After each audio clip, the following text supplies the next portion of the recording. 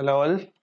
So today we are going to start simple harmonic motion. ठीक है, तो आज हम सिंपल हार्मोनिक मोशन चैप्टर को स्टडी करेंगे. ठीक है, सिंपल हार्मोनिक मोशन.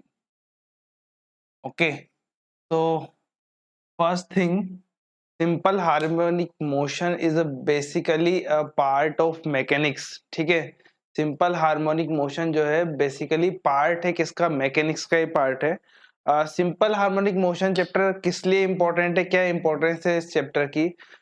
ये इसलिए इम्पोर्टेंट है क्योंकि सिंपल हार्मोनिक मोशन की स्टडी के बाद ही हम वेव मोशन की स्टडी कर पाते हैं. तो ये simple harmonic motion, wave motion, sound sound waves, wave optics, alternating current जो हम 12th में पढ़ते हैं, ये ओ जितने भी चैप्टर्स, सारे चैप्टर्स हैं वो आपस में लिंक्ड होते हैं. ठीक है, और उसका जो स्टार्टिंग होता है वो हमारा जो चैप्टर है वो है एसएचएम, यहाँ से स्टार्ट होता है. ठीक है, तो ये सारे चैप्टर आपस में लिंक्ड है. जैसा कि आपको पता है फिजिक्स के अंदर चैप्टर्स आपस में कनेक्टेड होते हैं, उसी तरह से ये सीरीज है. SHM, waves, sound waves, wave optics, alternating current, ये सब आपस में क्या है, लिंक्ड होते हैं. ठीक है, मैकेनिक्स का पार्ट इसलिए बोला है क्योंकि कुछ मैकेनिक्स भी इसमें अंदर यूज होती है. थोड़ा बहुत मैकेनिक्स का पोर्शन भी है जो हमारा यूज करते हैं इसके अंदर. ठीक है, तो अगर मैं जैसे बात करूं वेव्स के बारे में, मतलब एसएचएम की ही हम बात करेंगे, बट जो वेव्स होता है, वेव्स के अंदर इनफाइनाइट पार्टिकल्स एसएचएम कर रहे होते हैं. ठीक है, तो पहले हम एक पार्टिकल के एसएचएम को समझते हैं. ठीक है, इसीलिए हम एसएचएम जो चैप्टर है हमारा उसका इम्पोर्टेंस है. ठीक है, तो चलिए अगर हम बात करें एसएचएम की, तो ये चैप्टर का शुरुआत कहाँ से होता है, स्टार्टिंग कहाँ से होता है? इस चैप्टर का स्टार्टिंग होता है पीरियोडिक मोशन से.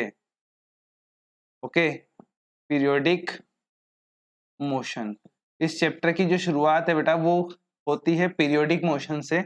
तो what is periodic motion? Periodic motion का मीनिंग क्या है, क्या मीनिंग, क्या डेफिनेशन है? तो अगर मैं इसको डिफाइन करूं, पीरियड, पीरियड का मीन्स क्या है? टाइम की हम बात करेंगे, टाइम इंटरवल की बात करेंगे. सो if a particle repeat a process or a path, if a particle repeat a process or a path about fixed time interval, fixed time interval, then this is called periodic motion.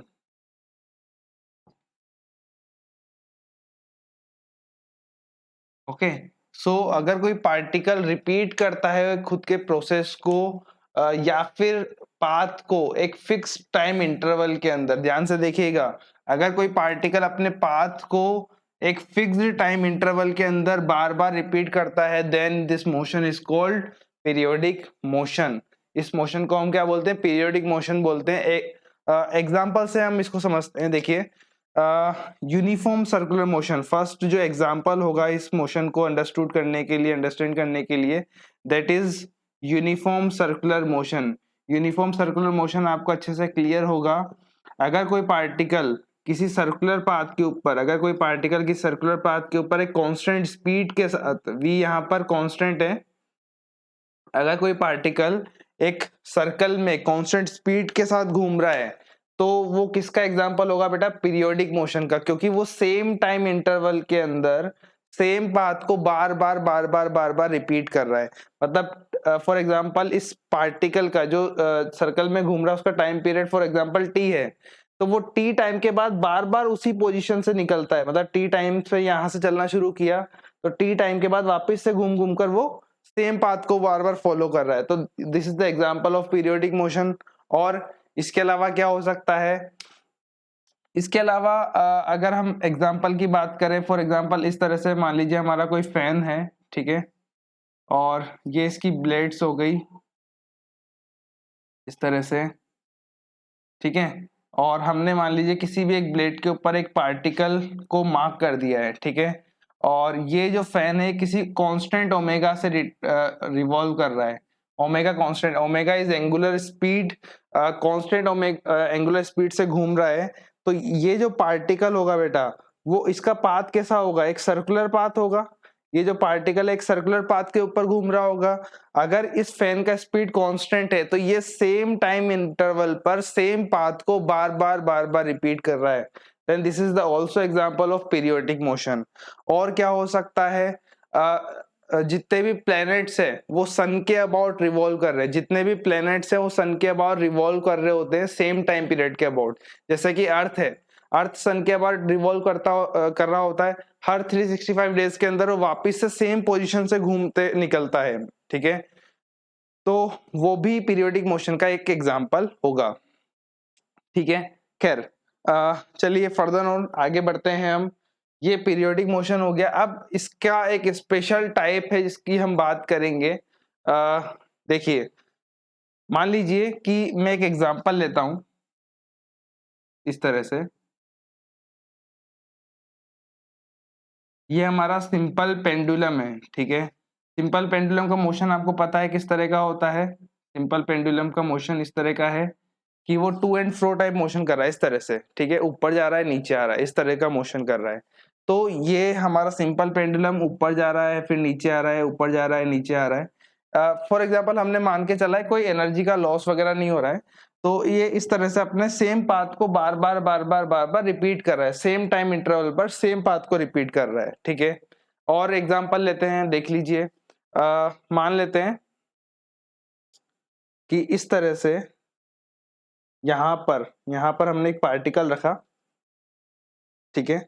और again इसको कुछ move करा के, जैसे इसको हमने किसी height तक लेके गए और वहां से इसको छोड़ दिया, तो होगा क्या, ये पार्टिकल नीचे आएगा, नीचे आएगा वापस से ये ऊपर की तरफ जाएगा सेम हाइट पर, मतलब कोई एनर्जी लॉस नहीं है, रफ सरफेस नहीं है, फ्रिक्शनलेस है। तो होगा क्या, फिर ऊपर जाएगा, फिर नीचे आएगा, फिर ऊपर जाएगा, फिर नीचे आएगा। अगेन ये अपने पाथ को रिपीट कर रहा है, ठीक है। यहाँ भी ये अपने पाथ को रिपीट कर रहा है, देख रहे हैं आप, सेम पाथ के अबाउट। किसी पॉइंट के अबाउट ही जा रहा है, फिर आ रहा है, जा रहा है, फिर आ रहा है, ठीक है। या फिर एक और तीसरा एग्जाम्पल, इस तरह से स्प्रिंग से हमने एक ब्लॉक है, इसको कनेक्ट कर दिया है मास का, और इसको कुछ यहाँ से स्ट्रेस करके, एक्सपेंड करके रिलीज कर दिया। तो क्या होगा, ये पार्टिकल जो होगा, एम मास का जो पार्टिकल होगा, इसको हमने ऐसे खींच के छोड़ दिया, तो ये इस तरह से मोशन करता हुआ दिखेगा आपको, समझ रहे हैं बात को, ये इस तरह से मोशन करेगा।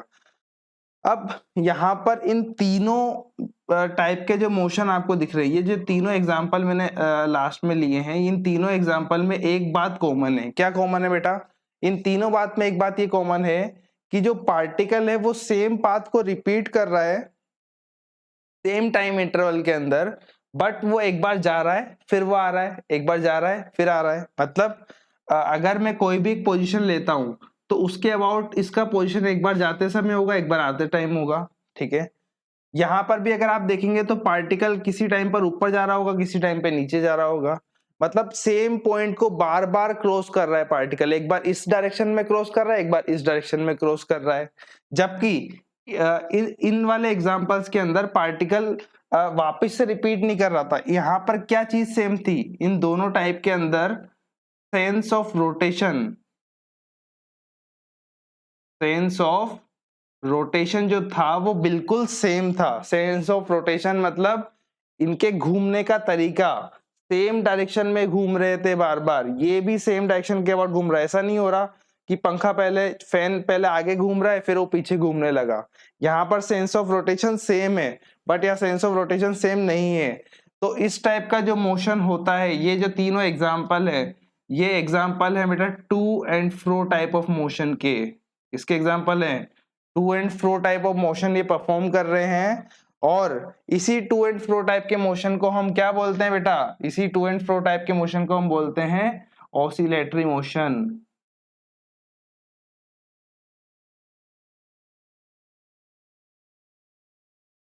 इसी टू एंड फ्रो टाइप की मोशन को हम क्या बोलते हैं, ऑसिलेटरी मोशन बोलते हैं, ठीक है।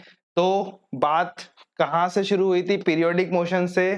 पीरियोडिक मोशन, अगर कोई पार्टिकल सेम टाइम इंटरवल पर सेम पाथ को बार बार रिपीट कर रहा है, देन वो पीरियोडिक मोशन का एग्जांपल होगा। मैंने कुछ एग्जांपल्स की बात भी की है। पीरियोडिक मोशन के अंदर सेंस ऑफ रोटेशन सेम होता है बेटा, ध्यान रखेंगे अपन। बट अगर टू एंड फ्रो टाइप का मोशन है तो वो किसका वो क्या होगा, ऑसिलेटरी मोशन होगा। And oscillatory motion is what, अगर मैं ऑसिलेटरी मोशन की बात करूं, मैं यहां पर अलग से लिख देता हूं, ऑसिलेटरी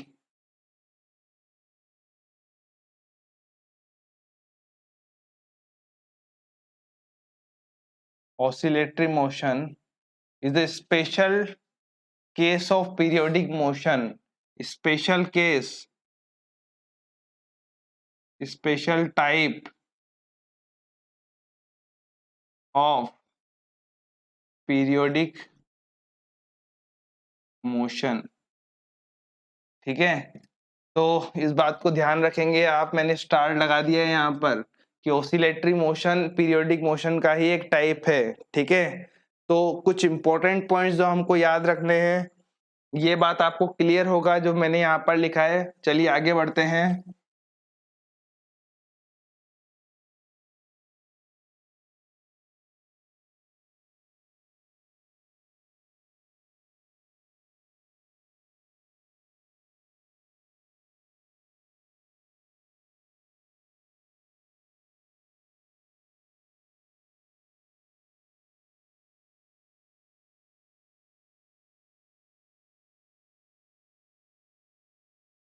हाँ भाई, चलिए देखिए, तो बात ये है कि अभी हमने पीरियोडिक और ऑसिलेटरी मोशन के बारे में देखा है। तो कुछ इंपॉर्टेंट पॉइंट्स है जो हमको पता होना चाहिए बेटा।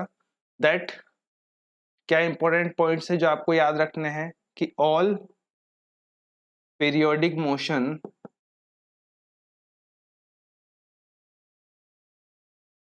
Are not oscillatory. एग्जाम्पल्स हमें पता है इसके, uniform circular motion, uniform circular motion is a periodic motion not oscillatory, और revolution of planets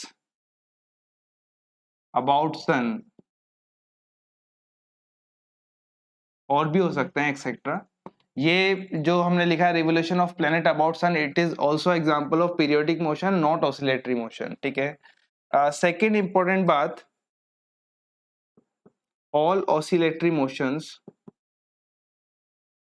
all oscillatory motion are not periodic। सारे ऑसिलेटरी मोशन भी पीरियोडिक नहीं होते। कौन से मोशन, कौन से ऑसिलेटरी मोशन पीरियोडिक होंगे, those motions, those motion in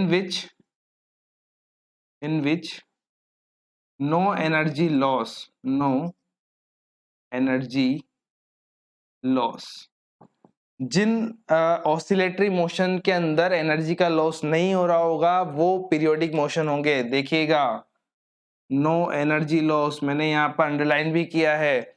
Jin oscillatory motion के अंदर एनर्जी का लॉस नहीं होगा वो पीरियोडिक मोशन होंगे। एक एग्जांपल से मैं आपको समझा देता हूँ कैसे। देखिएगा, मैंने एक ऑसिलेटरी मोशन बताया था यहाँ पर इस तरह से, एक स्प्रिंग है, वहां से एक पार्टिकल को कनेक्ट कर दिया हमने और इसको ऐसे मूव करा के छोड़ दिया। छोड़ देंगे तो क्या होगा, ये अपने पाथ के ऊपर इस तरह से टू एंड फ्रो टाइप का मोशन करता रहेगा। कब तक करता रहेगा, अनंत काल तक चलता रहेगा, इन्फिनिट टाइम तक वो चलता रहेगा।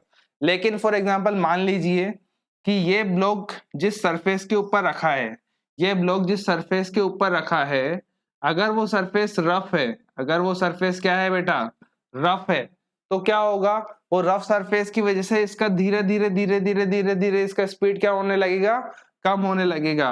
और पार्टिकल का जो मोशन होगा वो कुछ इस तरह का होगा, पहले वो मैक्सिमम तक गया, फिर उसके बाद धीरे धीरे धीरे धीरे धीरे क्या होगा, वो अपने पाथ को छोटा करता चला जाएगा और अल्टीमेटली क्या हो जाएगा, वो रुक जाएगा। तो इस टाइप के मोशन के अंदर एनर्जी लॉस होगा। ये जो मैंने एग्जांपल लिया है यहाँ पर एनर्जी लॉस हो रहा है बेटा। और अगर एनर्जी लॉस होगा, जिन ऑसिलेटरी मोशन के अंदर एनर्जी लॉस होता है, जिस ऑसिलेटरी मोशन के अंदर एनर्जी लॉस होगा, उस टाइप के जो मोशन है उनको हम बोलेंगे damped oscillatory motion.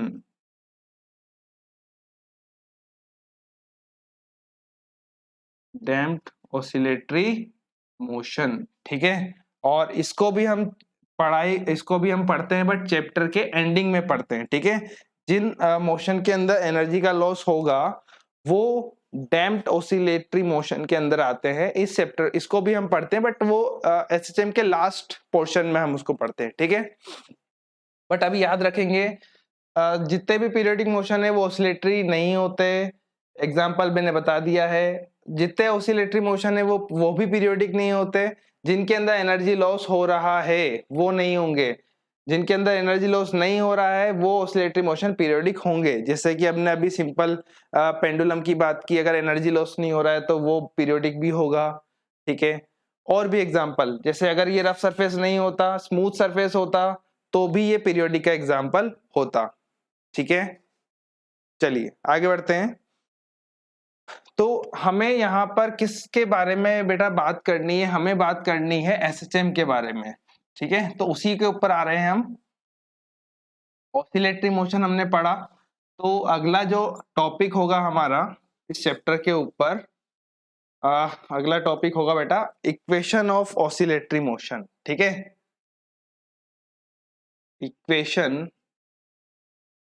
Equation of oscillatory motion,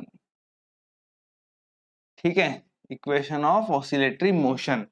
तो ध्यान से देखेंगे, अगर मैं ऑसिलेटरी मोशन की इक्वेशन की बात करूं, अच्छा हम ऑसिलेटरी के बारे में क्यों बात कर रहे हैं वो अभी आपको समझ में आएगा, कि सर हमको तो एसएचएम पढ़ना था, आप ऑसिलेटरी की बात क्यों कर रहे हैं, वो अभी अपन को समझ में आएगा क्यों अपन ऑसिलेटरी की बात कर रहे हैं, ठीक है। तो इक्वेशन ऑफ, अगर ऑसिलेटरी मोशन के इक्वेशन की मैं बात करूं तो इसका इक्वेशन काफी सिंपल होता है। एफ बराबर minus of K x to the power n. बड़ा ही सिंपल सा इक्वेशन, एफ बराबर minus of K x to the power n, where n is equals to, बताऊंगा अभी मैं एन क्या होता है यहाँ पर, ठीक है। एक बात आप अभी याद रख लेंगे थोड़ी देर के लिए, के इज फोर्स कांस्टेंट। के इज कांस्टेंट, इसको बोलते हैं अपन फोर्स कांस्टेंट, ठीक है। तो अगर ऑसिलेटरी मोशन की बात करें बेटा, तो oscillatory motion is a stable equilibrium motion, ठीक है। जो ऑसिलेटरी मोशन होता है वो स्टेबल इक्विलिब्रियम के अंदर होता है। अब ये स्टेबल इक्विलिब्रियम क्या आ गया भाई, ठीक है। तो ये आपने पहले के चैप्टर जब वर्क पावर एनर्जी पढ़ा होगा तो उसके अंदर ये चीज सीखा होगा कि स्टेबल इक्विलिब्रियम क्या होता है, अनस्टेबल इक्विलिब्रियम क्या होता है, न्यूट्रल इक्विलिब्रियम क्या होता है। बट फिर भी मैं आपको एक बार एक छोटे से डायग्राम से एक्सप्लेन कर देता हूँ इस चीज को। देखिए, अगर मैं इस तरह का एक डायग्राम लिया मैंने, देखिए, ठीक है। तो मैंने मान लीजिए यहाँ पर तीन कंडीशन लेता हूं मैं। एक बार मैंने पार्टिकल को यहाँ पर रखा, एक बार मैंने पार्टिकल को यहाँ पर रखा, एक बार मैंने पार्टिकल को यहाँ पर रखा, ठीक है। अब ये तीनों अलग अलग डिफरेंट डिफरेंट कंडीशन है जो स्टेबल, अनस्टेबल और न्यूट्रल को एक्सप्लेन करेगी। फॉर एग्जाम्पल, स्टेबल कंडीशन क्या होगा, सोचिए। स्टेबल वो होगा कि अगर पार्टिकल को आपने उसकी पोजीशन से, अगर पार्टिकल को आपने उसकी पोजीशन से थोड़ा सा भी मूव किया, अगर वो पार्टिकल वापस से उसी पोजीशन के ऊपर आने का ट्राई करे, तो इसका मतलब वो पार्टिकल किसके अंदर होगा, स्टेबल इक्विलिब्रियम के अंदर होगा, स्टेबल कंडीशन में होगा। अगर पार्टिकल को थोड़ा सा भी आपने मूव कराया और वो कंप्लीटली मूव हो गया अपनी पोजीशन से, देन वो पार्टिकल किस में होगा, वो अनस्टेबल इक्विलिब्रियम के अंदर होगा। बात करेंगे अभी। और न्यूट्रल क्या होगा, न्यूट्रल मतलब जब तक आपने मूव कराया तब तक वो मूव किया, और जैसे ही आपने फोर्स हटाया वो मूव करना बंद कर दिया। जैसे इस कंडीशन को देखिए, जैसे भी मैं इसके ऊपर फोर्स लगाता हूं, इसको थोड़ा सा डिस्प्लेस करता हूं, इस पार्टिकल को थोड़ा भी डिस्प्लेस करेंगे तो ये कंप्लीटली डिस्प्लेस हो जाएगा, वापस से कभी उस पोजीशन के ऊपर नहीं आएगा। समझ पा रहे हैं? तो this position is unstable equilibrium. इस कंडीशन को देखिए, अगर मैं इस पार्टिकल को थोड़ा सा मूव करूं किसी भी डायरेक्शन में, चाहे मैं इस तरफ मूव करूं चाहे मैं इस तरफ मूव करूं, ठीक है, चाहे मैं इसको आगे इस तरफ मूव करूं चाहे मैं इस तरफ मूव करूं, वापस से जैसे ही पार्टिकल को रिलीज करेंगे वापस से ये उस पोजीशन की तरफ आने का ट्राई करेगा। जैसे मैं इसको ऊपर ले जाके छोड़ूंगा वापस से उसी उसी मेन पोजीशन की तरफ, उसके मेन पोजीशन की तरफ वो आने का ट्राई करेगा। मतलब ये कौन सा पोजीशन होगा बेटा? ये होगा स्टेबल इक्विलिब्रियम। न्यूट्रल का मतलब, अब देखिए इस पार्टिकल यहां पर था, मैंने फोर्स लगाया, इसको मूव कराया तो ये आगे चला गया, जैसे ही फोर्स हटाया फिर से रुक गया ये पार्टिकल। तो ये कौन से कंडीशन के अंदर होगा? ये होगा न्यूट्रल इक्विलिब्रियम के अंदर। ठीक है, समझ पे आ रही है बातें? अगर पार्टिकल को थोड़ा सा डिस्प्लेस करने पर कंप्लीटली डिस्प्लेस हो जाता है देन वो पार्टिकल अनस्टेबल इक्विलिब्रियम के अंदर होगा। स्टेबल इक्विलिब्रियम का मीनिंग, अगर पार्टिकल को थोड़ा सा डिस्प्लेस किया और वापस से वो उसी पोजीशन की तरफ आ जाता है देन वो पार्टिकल स्टेबल इक्विलिब्रियम के अंदर होगा। और न्यूट्रल का मतलब जब तक आपने फोर्स लगाया हो तब तक मूव करेगा। ठीक है, तो खैर ये मैंने हल्का सा एक आइडिया दिया है तीनों स्टेट के बीच में। तो ऑसिलेटरी मोशन जो है वो हमारा स्टेबल इक्विलिब्रियम को फॉलो करता है, स्टेबल इक्विलिब्रियम को फॉलो करता है। स्टेबल इक्विलिब्रियम को फॉलो करता है तो हम इसको एक छोटे से एक एग्जांपल के साथ समझ सकते हैं। देखिएगा ध्यान से, अगर मान लीजिए यहां पर हमारा पार्टिकल था, ठीक है, स्टेबल कंडीशन का मतलब अगर आपने फोर्स लगाया और वापस से वो उसी पोजीशन की तरफ आने का ट्राई करे। फॉर एग्जांपल ये इसका मीन पोजीशन में मान लेता हूं कि जहां पर पार्टिकल था वो हमारा मीन पोजीशन है। ठीक है, समझेंगे इसको। अभी आप याद रख लीजिए, जहां पर था पार्टिकल उसको मैंने मीन पोजीशन मान लिया। अब मैंने पार्टिकल को, ये एक्स एक्सिस हो गया तो ये एक्स का ये पॉजिटिव एक्सिस होगा और ये एक्स का नेगेटिव एक्सिस होगा बेटा। अगर मान लीजिए मैंने पार्टिकल को आगे की तरफ मूव कराया इस तरह से, मतलब एक्स को मैंने क्या रखा? पॉजिटिव रखा। एक्स को क्या रखा बेटा? पॉजिटिव रखा। और इस पार्टिकल पर फोर्स किधर लगे? इस पार्टिकल पे फोर्स मीन पोजीशन के अबाउट लगे, मतलब फोर्स का डायरेक्शन अगर नेगेटिव हुआ, मैंने डिस्प्लेस तो कराया पॉजिटिव डायरेक्शन में, मैंने डिस्प्लेस तो कराया पॉजिटिव डायरेक्शन में, बट फोर्स किधर लगा? नेगेटिव डायरेक्शन में। तो पार्टिकल फिर से किधर आएगा? मीन पोजीशन की तरफ आएगा। या फिर मैंने पार्टिकल को मूव कराया एक्स नेगेटिव में और पार्टिकल पर फोर्स लगे पॉजिटिव डायरेक्शन में, तो पार्टिकल बार बार किस पोजीशन की तरफ आएगा? मीन पोजीशन की तरफ। मतलब मैंने अगर इसको x पॉजिटिव में मूव कराया तो फोर्स नेगेटिव में लगा, अगर पॉजिटिव में नेगेटिव में मूव कराया तो फोर्स पॉजिटिव डायरेक्शन में लगा। कहने का मतलब अगर x पॉजिटिव था तो F हमारे पास नेगेटिव था, अगर x हमारे पास नेगेटिव था तो फोर्स हमारे पास पॉजिटिव था। तो अगर इस टाइप की कंडीशंस को फॉलो करता है पार्टिकल, तो अगर इस टाइप की कंडीशन को फॉलो करता है तो वो स्टेबल इक्विलिब्रियम के अंदर होता है। और यहां से अगर आप ध्यान से देखें तो F is directly proportional to, आपको क्या दिखाई दे रहा है? X। F is proportional to -x दिखाई दे रहा है यहां से। ठीक है, अब अपन आते हैं n की वैल्यू के ऊपर। तो यहां पर n का जो वैल्यूज होते हैं बेटा वो होता है 1 3 5 7, मतलब ऑड्स नंबर होते हैं। ऑड नंबर ही क्यों होते हैं उसको भी देख लेते हैं। सपोज अगर n इवन नंबर होता, ठीक है, अगर n इवन नंबर होता तो नेगेटिव का स्क्वायर भी क्या होता? पॉजिटिव। मतलब सोचिएगा, मैं एक छोटा सा एग्जांपल ले रहा हूं। फॉर एग्जांपल f बराबर -kx² होता, ठीक है, n को मैंने क्या रख दिया बेटा? इवन नंबर रख दिया। ठीक है, अगर मैं यहाँ पर x का वैल्यू नेगेटिव भी डालता हूं तो नेगेटिव का स्क्वायर क्या बन जाएगा? पॉजिटिव, क्योंकि स्क्वायर हो रहा है। तो अगर मैंने x का वैल्यू लिया बेटा नेगेटिव, अगर मैंने x का वैल्यू लिया नेगेटिव तो f भी क्या मिला हमको? नेगेटिव, क्योंकि x का नेगेटिव का स्क्वायर इज पॉजिटिव, तो f का वैल्यू क्या मिल गया? नेगेटिव। मतलब अगर आपने एक्स पार्टिकल को नेगेटिव में डिस्प्लेस कराया तो फोर्स भी नेगेटिव डायरेक्शन में लगा, तो पार्टिकल कंप्लीटली डिस्प्लेस हो जाएगा, वापस से उसके मेन पोजीशन की तरफ रिपीट ही नहीं करेगा, आएगा ही नहीं, और नहीं आएगा तो ये ऑसिलेटरी मोशन को फॉलो ही नहीं करेगा, ठीक है। लेकिन अगर x का वैल्यू, अगर आपने n का वैल्यू इवन रखा, सॉरी ऑड रखा, फॉर एग्जांपल 3 रखा आपने, 3 इज अ ऑड नंबर, अगर ऑड रखा तो अगर x का वैल्यू नेगेटिव है तो x का नेगेटिव की पावर 3 तो नेगेटिव ही वापस आएगा। मतलब अगर नेगेटिव वैल्यू को पावर 3 लगा दें तो नेगेटिव ही तो बाहर आता है, तो नेगेटिव नेगेटिव बन जाएगा पॉजिटिव, तो f क्या आ जाएगा बेटा, यहाँ पर पॉजिटिव आ जाएगा।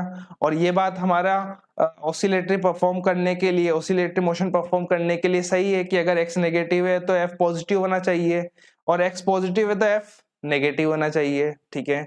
इसीलिए इसीलिए हम n का वैल्यू क्या लेते हैं, 1 3 5 7 ऑड नंबर लेते हैं, ठीक है। तो this is the equation of oscillatory motion, ठीक है। चलिए हमने बात कर ली ऑसिलेटरी मोशन के बारे में। अब हमें बात किसके बारे में करना था, एसएचएम के बारे में, सिंपल हार्मोनिक मोशन के बारे में। तो आप बेटा ध्यान से सुनिएगा, क्या सुनिएगा, अगर स्टार मार्क करके लिख रहा हूं मैं, इसको याद करिएगा, if n is equals to 1, अगर मैं n का वैल्यू लेता हूं 1 तो इक्वेशन क्या आ जाएगा, इक्वेशन आएगा f बराबर माइनस ऑफ kx। और ये जो इक्वेशन आपको दिखाई दे रहा है बेटा, this is the equation of simple harmonic motion. जो पार्टिकल एसएचएम परफॉर्म कर रहा है ये उसके लिए इक्वेशन होगा।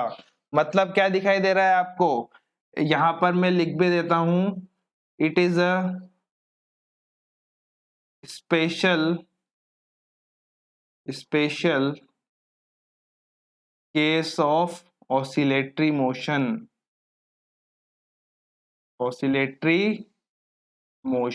ओके।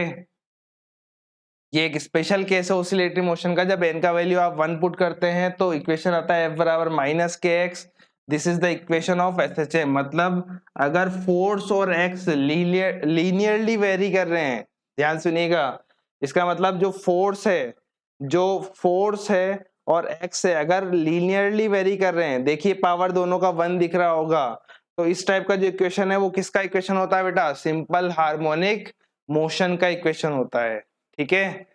तो ये हमारा इक्वेशन होगा। अब इसको आगे फर्दर और बात करते हैं, हम इसके ऊपर देखेंगे। तो हमें ये सिर्फ ये याद रखना है कि अब देखिए पीरियोडिक मोशन का स्पेशल टाइप ऑसिलेटरी मोशन, जब टू एंड फ्रो मोशन होते हैं तो वो ऑसिलेटरी होता है। ऑसिलेटरी मोशन का भी एक स्पेशल टाइप, जब n का वैल्यू 1 डालेंगे तो f बराबर माइनस के एक्स आएगा। This is the simple harmonic motion जिसकी हमें स्टडी करना था, इसीलिए मैं ऑसिलेटरी मोशन के बारे में बात कर रहा था, ठीक है। चलिए आगे बढ़ते हैं, एसएचएम के बारे में थोड़ी और अपन डिस्कशन करेंगे, थोड़ा और चर्चा करेंगे इसके बारे में। देखिए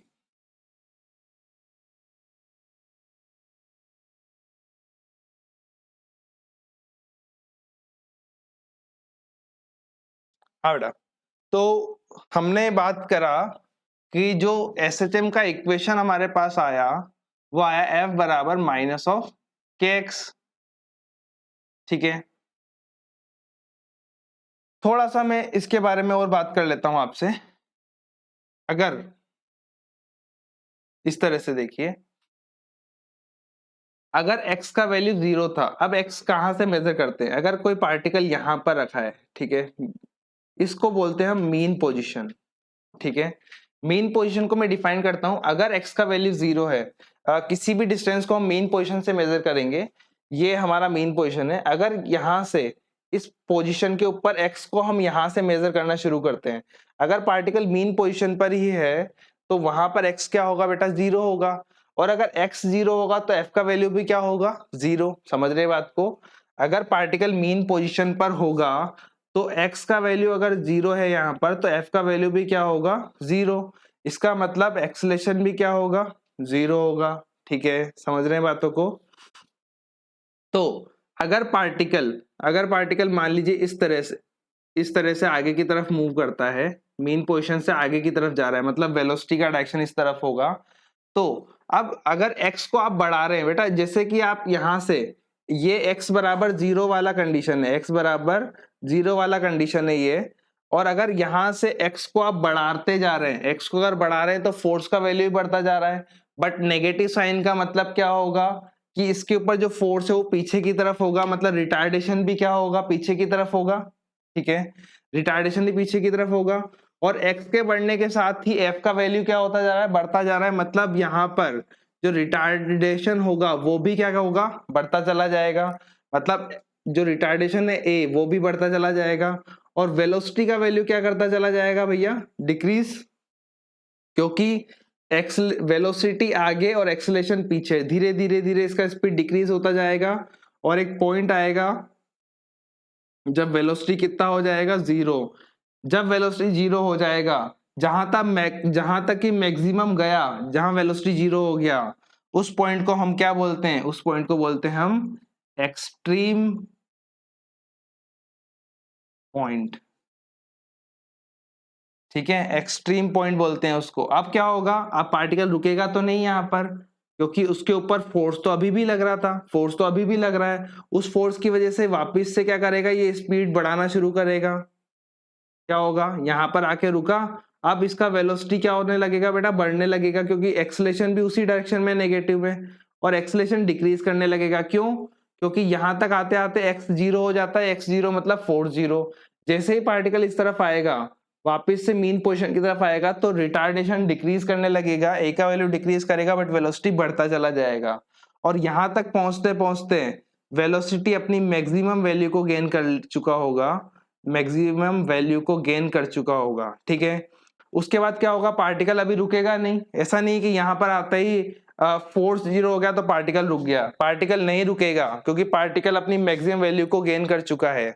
अब क्या होगा, पार्टिकल आगे की तरफ मूव करना शुरू कर दिया, फिर से क्या होगा, a का वैल्यू यहाँ पर इंक्रीज करता जाएगा, b का वैल्यू डिक्रीज करता जाएगा, पार्टिकल फाइनली रुक जाएगा, फिर से वेलोसिटी आ गया 0।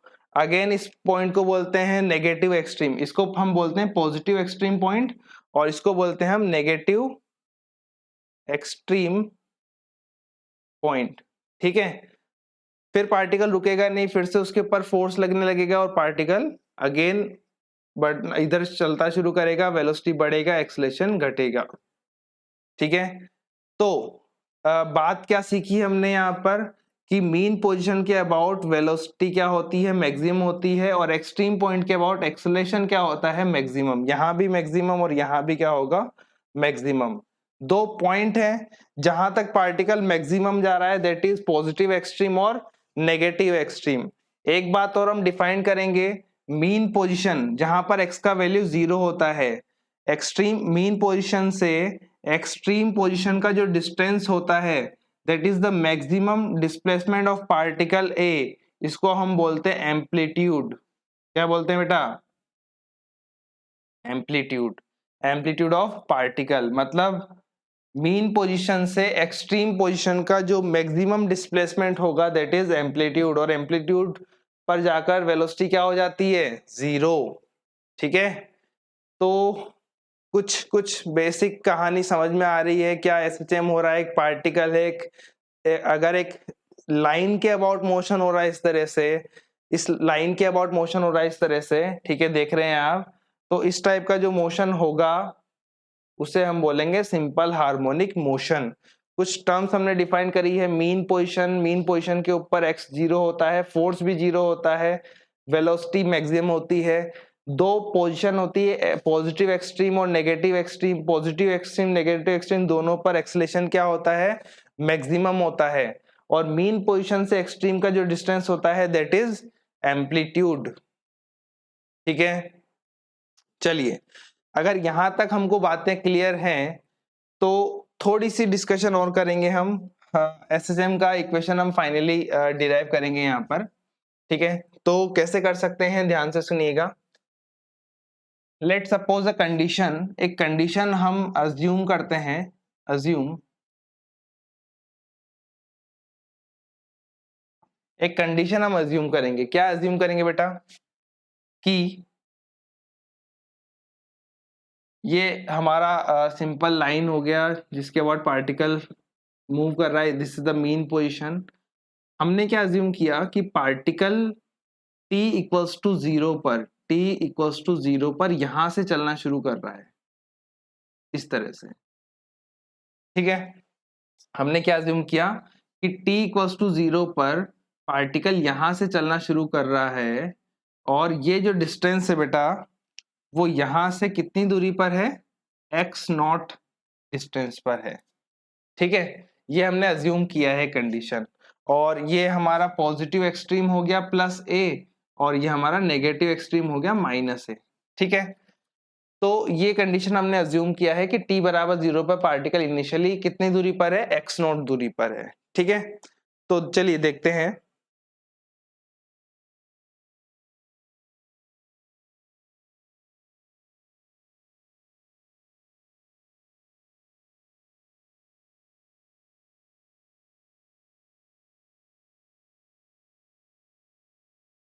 हाँ बेटा, तो आगे बढ़ते हैं। ये हमने समझ लिया है, एक कंडीशन हमने अज्यूम कर लिया है कि t इक्वल्स टू जीरो पर जो पार्टिकल का डायरेक्शन है बेटा वो इस तरह से है, ठीक है, और x नॉट दूरी पर है वो मेन पोजीशन से, ठीक है। तो आगे बढ़ते हैं। अब यहाँ पर देखिए हम क्या करने वाले हैं कि यहाँ पर फॉर्मूले डिराइव करने वाले हैं। कौन से फॉर्मूले हमारे यूज आने वाले हैं इस चैप्टर के अंदर, कौन कौन से फॉर्मूले हैं जो हम यूज करेंगे, ठीक है। तो अब यहाँ पर हमने किसके बारे में बात करी, डिस्प्लेसमेंट के बारे में, एक्स वेलोसिटी के बारे में बात करी है, मतलब पार्टिकल मूव करेगा तो वेलोसिटी होगा, एक्सेलेरेशन होगा, टाइम पर डिपेंड करेंगे, ठीक है, टाइम चेंज करेगा, डिस्प्लेसमेंट चेंज करेगा, वेलोसिटी एक्सेलेरेशन चेंज करेंगे। तो यहाँ पर क्या क्या रिलेशन पॉसिबल है। फर्स्ट थिंग कि यहाँ पर अगर डिस्प्लेसमेंट का टाइम के साथ रिलेशन आ सकता है, डिस्प्लेसमेंट टाइम में वेलोसिटी का टाइम के साथ रिलेशन हो सकता है बेटा, एक्सेलेरेशन का टाइम के साथ रिलेशन हो सकता है, ठीक है। दूसरी बात, एक्सेलेरेशन का एक्स के साथ रिलेशन हो सकता है, वेलोसिटी का एक्स के साथ रिलेशन हो सकता है, एक्सेलेरेशन का वेलोसिटी के साथ रिलेशन हो सकता है, क्योंकि जो क्वांटिटीज है वो क्या है हमारे पास, एक्सेलेरेशन, वेलोसिटी, डिस्प्लेसमेंट, टाइम, ठीक है, चार ही क्वांटिटीज है। तो x और t में रिलेशन हो सकता है, vt में रिलेशन हो सकता है, at में रिलेशन हो सकता है, ax में, vx में और av में, ठीक है। तो अगर हम इनको फाइंड कर लें तो हमारे सारे फॉर्मूले पता चल जाएंगे बेटा हमको। देखिए शुरुआत करते हैं। सबसे पहला एक रिलेशन हमारे पास आया था, F बराबर माइनस ऑफ के एक्स। के इज फोर्स कांस्टेंट, अभी आप याद रखिए। फोर्स को क्या लिख सकते हैं बेटा, mass into acceleration is equals to minus k into x. So acceleration is what, minus k by m into x. अब आपको एक बात याद रखना है यहाँ पर, ठीक है, क्या याद रखना है कि omega square is equals to K by M. कहां से आ रहा है, कैसे आ रहा है, अभी ये आपको जानने की आवश्यकता नहीं है। सिर्फ आपको अभी याद रखिए, जैसे जैसे चैप्टर में हम आगे बढ़ेंगे, जैसे जैसे मैं चैप्टर को बढ़ाता चला जाऊंगा, मैं आपको एक्सप्लेन करूंगा कैसे आ रही है, ठीक है।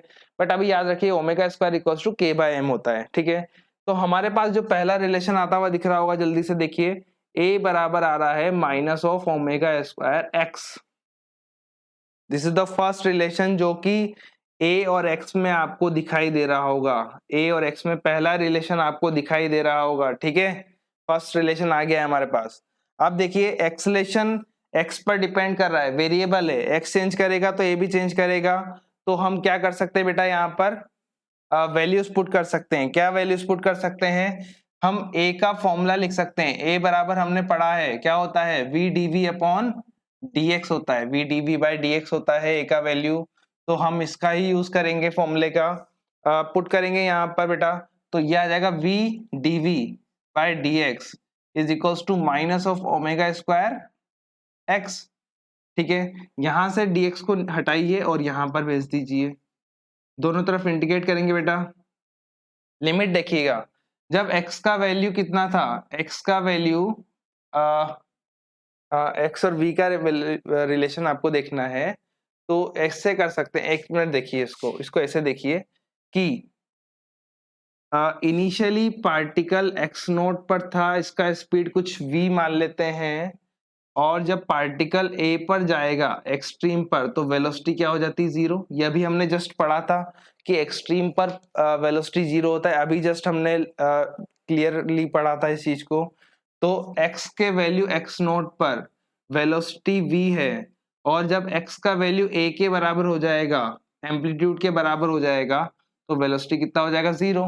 लिमिट पुट करेंगे, समझ रहे हैं बात को। लिमिट कैसे पुट करा है हमने, एक्स नोट पर स्पीड v था, a पर स्पीड जीरो हो जाता है, ये हमें पता है।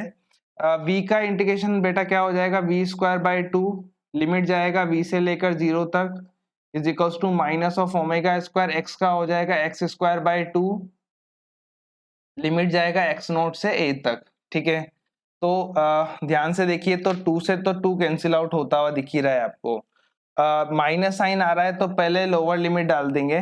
तो यहाँ पर बेटा क्या आ जाएगा, यहाँ पर ध्यान से देखिए, या फिर कोई दिक्कत नहीं है, पहले जीरो पुट करेंगे तो ये जीरो माइनस वी स्क्वायर आएगा, इज इक्वल्स टू, माइनस है तो पहले आप लोअर लिमिट डाल दीजिए, तो ये क्या बन जाएगा, ओमेगा स्क्वायर एक्स नोट का square minus of a square.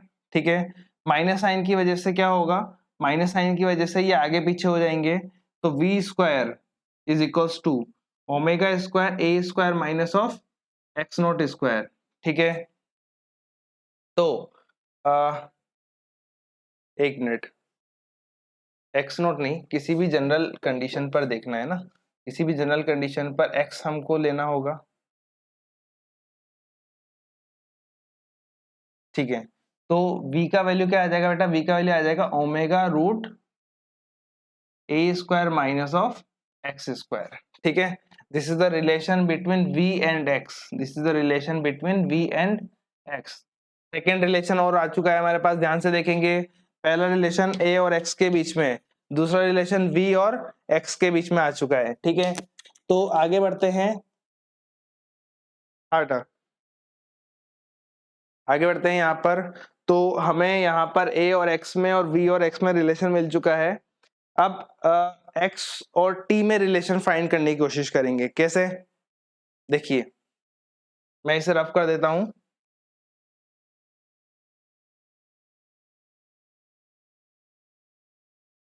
इस रिलेशन का हम यूज करेंगे बेटा, देखेंगे, तो v is equals to omega root of a square minus x square.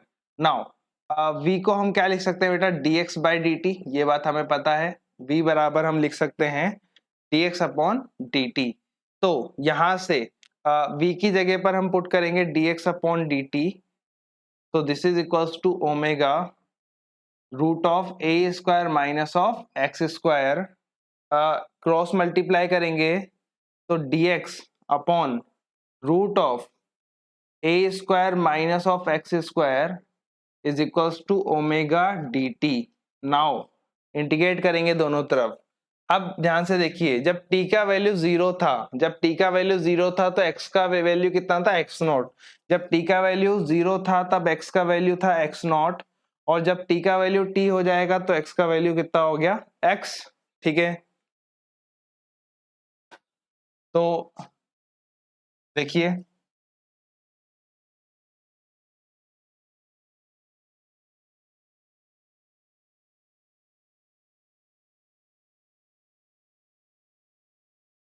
हाँ लिमिट हमने पुट किया है।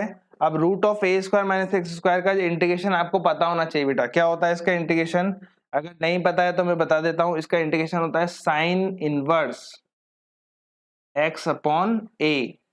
ठीक है, और लिमिट कहां से कहां तक जा रहा है बेटा, इसका लिमिट जा रहा है एक्स नोट से लेकर एक्स तक, ओमेगा इज कांस्टेंट, dt का इंटीग्रेशन हो जाएगा t, लिमिट जाएगा जीरो से t तक। लिमिट पुट करेंगे इसके अंदर बेटा, तो लिमिट पुट करेंगे पहले x का फिर x नोट का, तो ये हमारे पास आएगा sine inverse x by a minus sine inverse x naught by a, और यहाँ पर क्या आ जाएगा बेटा, ओमेगा t। ठीक है, मैं इसको थोड़ा सा इसको इधर ले आते हैं, a से मल्टीप्लाई करते हैं, साइन भी लगा देते हैं, तो x बराबर क्या आ जाएगा, x बराबर हो जाएगा a sine omega t plus sine inverse x naught by a। अब अगर आप ध्यान से देखें तो x नॉट बाय ए पूरा वैल्यू कांस्टेंट आपको दिख रहा होगा, ये कंप्लीट वैल्यू कांस्टेंट दिख रहा होगा, जिसको मैं क्या बोल देता हूं, इस वैल्यू को हम डिफाइन करते हैं फाइव। फाइव मतलब इनिशियल फेज, फाइव डिफाइन करते हैं हम इनिशियल फेज क्या होता है उसे भी अभी समझेंगे हम। तो हमारे पास इक्वेशन क्या आया, x बराबर a sine of omega t plus phi, this is the general equation of SHM, this is the general equation of SHM। आपको बिल्कुल याद रखना है, घोल के पी जाना है इसको, स्टार मार्क कर रहा हूं मैं इसके ऊपर। x बराबर a sine omega t plus five, five is initial phase, five depend करेगा किसके ऊपर, इनिशियल कंडीशंस के ऊपर, इनिशियल कंडीशंस के ऊपर डिपेंड करेगा। ध्यान से देखिए, क्योंकि फाइव जो था वो एक्स नोट और ए पर डिपेंड कर रहा था। एक्स नोट क्या था, इनिशियल कंडीशन, मतलब इनिशियली पार्टिकल कहां पर है, तो फाइव किस पर डिपेंड करेगा, इनिशियल कंडीशन पर, इसीलिए मैंने इसे क्या बोला है, इनिशियल फेज बोला है। ठीक है, तो this is the relation between x and T. ध्यान से देखिए, एक्स और टी में रिलेशन मिल गया है आपको, this is the third formula जो आपको याद रखना था। उसके बाद अभी क्या बच गया है, वेलोसिटी और टाइम में फॉर्मूला, एक्स और टाइम में रिलेशन, सॉरी ए और टाइम में। कैसे कर लेंगे जल्दी से देखिए, अब तो काफी आसान है। अगर आपको एक्स और टी में रिलेशन मिल गया है तो इस इक्वेशन को डिफरेंशिएट कर दीजिए टाइम के साथ। अगर मैं इस इक्वेशन को टाइम से डिफरेंशिएट करता हूं तो क्या मिल जाएगा, dx बाई dt वेलोसिटी बन जाएगा बेटा, और इक्वल्स टू में क्या आ जाएगा, ए ओमेगा, साइन का क्या हो जाएगा cos, a omega cos omega t plus five. तो ये हमारे पास क्या रिलेशन आ चुका है बेटा, वेलोसिटी और टाइम में रिलेशन आ चुका है। ठीक है, ये हमारा फोर्थ फॉर्मूला हो गया। नाउ इसको again differentiate with time, differentiate with respect to time. T के साथ डिफरेंशिएट करेंगे तो v dv बाई dt बन जाएगा acceleration is equals to a omega, cos का हो जाएगा माइनस, तो माइनस बाहर आ जाएगा, ओमेगा का एक ओमेगा बाहर आएगा तो ओमेगा स्क्वायर बन जाएगा, और ये हो जाएगा sine omega t plus five. तो this is the relation between a and t, fifth जो फॉर्मूला जो हमने फाइंड करना था। ठीक है, तो यहाँ पर ध्यान से देखिए, हमने ए एक्स रिलेशन सबसे पहले फाइंड किया, फिर वी और एक्स में रिलेशन फाइंड किया, फिर एक्स टी रिलेशन फाइंड किया, then v t, then a t, final बाकी है ए और वी में रिलेशन। कैसे निकाल सकते हैं बेटा, यहां से देखिए इस इक्वेशन को क्या लिख सकते हैं अपन, v upon a omega is equals to cos omega t plus phi, और इस इक्वेशन को मैं लिख सकता हूं a upon minus of a omega square is equals to sine of omega t plus phi. अब इन दोनों इक्वेशंस को स्क्वायर करिए, मैं इसको फॉर एग्जांपल नाम दे देता हूं 1 एंड 2। ठीक है, तो इक्वेशन नंबर 1 एंड 2 को देखिए बेटा, आप लोग इक्वेशन नंबर 1 एंड 2 को देखिए, कैसे ए और बी में रिलेशन निकाल सकते हैं। क्या स्क्वायर करके ऐड कर दे दोनों को, देखिए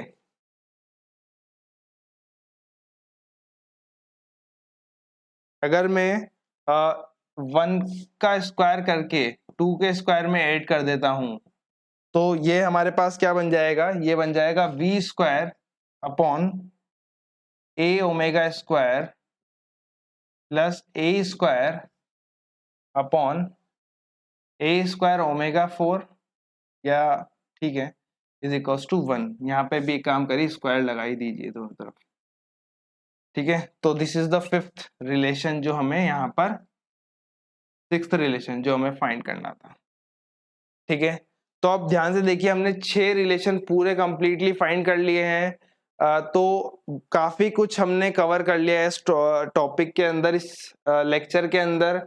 हमने यहाँ पर एक्स टी रिलेशन फाइंड कर लिया, वी टी रिलेशन फाइंड कर लिया, ए टी रिलेशन फाइंड कर लिया, ए एक्स रिलेशन फाइंड कर लिया, वी एक्स रिलेशन फाइंड कर लिया है, ए वी रिलेशन फाइंड कर लिया है। ठीक है, तो लगभग हमने काफी कुछ बेसिक फॉर्मूलेज वगैरह हैं इस चैप्टर के जो कवर अप कर लिए हैं। इसके बाद इस चैप्टर के अंदर हम ग्राफ के बारे में बात करेंगे, किस तरह के ग्राफ प्लॉट होंगे, वेलोसिटी और टाइम में कैसा ग्राफ होगा, एक्सेलेरेशन टाइम में कैसा ग्राफ होगा, ए और एक्स में कैसा ग्राफ होगा, वी और एक्स में कैसा ग्राफ होगा।